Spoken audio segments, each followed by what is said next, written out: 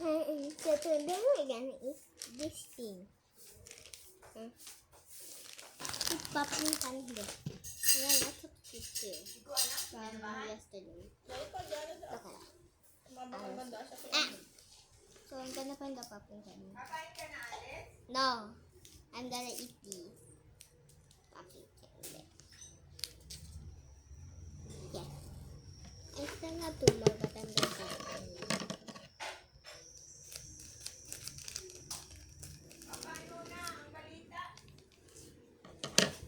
Remote.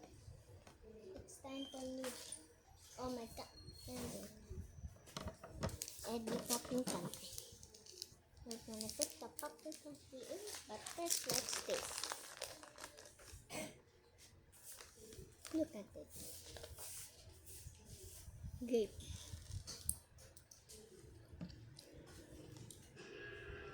It's yummy! I'm not another one of these, but I only got one.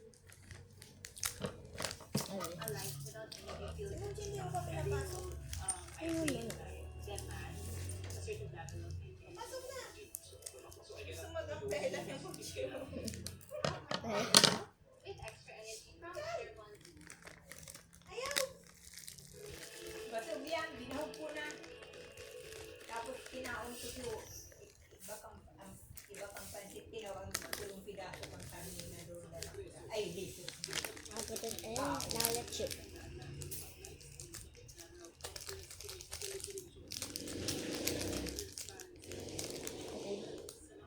Ooh. I put the packets in there. First time malalive dito, typically internal meeting to. So dapat mapag-usapan na mabuti yung ground rules para hindi rin maging magulo. Look at it. Yes, popping candy.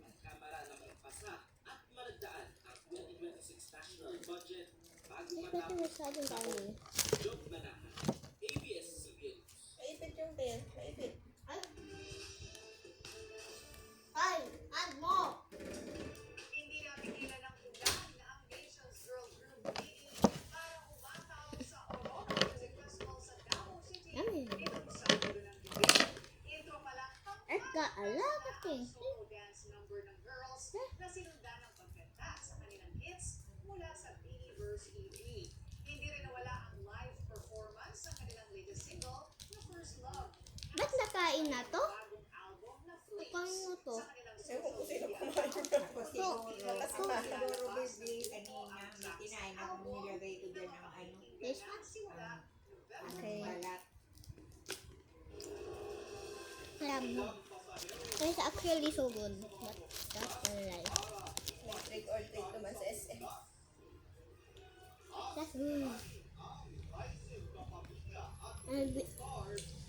Like we've been watching her.